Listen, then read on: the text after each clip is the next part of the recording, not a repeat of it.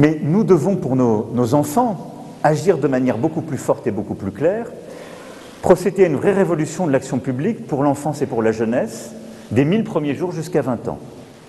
Aujourd'hui, nos enfants sur le territoire ne sont pas pris en charge de la même manière. Et puis sur ce chantier de la jeunesse et des enfants, pour prévenir les inégalités, il y a la question des écrans. Et je pense que c'est au cœur de l'action à venir. Tous les parents sont confrontés à cela.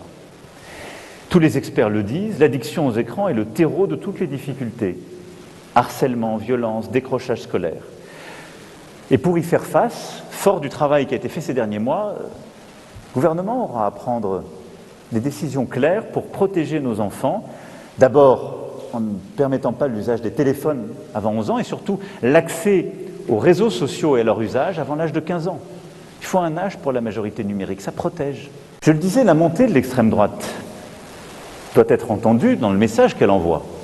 Beaucoup de nos compatriotes qui se sont exprimés nous ont dit leurs doutes profonds sur ce que nous sommes en train de devenir. La lutte contre ce sentiment de dépossession suppose d'abord une fermeté accrue vis-à-vis de tous ceux qui considèrent la citoyenneté française comme une somme de droits à la carte. Elle implique aussi des devoirs et des engagements pour la nation. Elle implique, ce faisant, plus d'autorité républicaine pour s'en assurer. Nous voulons amplifier l'action pour la réindustrialisation et la réouverture des usines sur nos territoires, la création d'emplois, la reconnaissance du travail, l'indépendance énergétique, agricole et technologique. Nous sommes de ceux qui pensent qu'il faut continuer à libérer les contraintes réglementaires et fiscales qui pèsent sur ceux qui veulent prendre des initiatives, et donc renforcer la simplification pour les entrepreneurs, les petites aussi et moyennes entreprises, et encourager le travail plutôt que l'inactivité.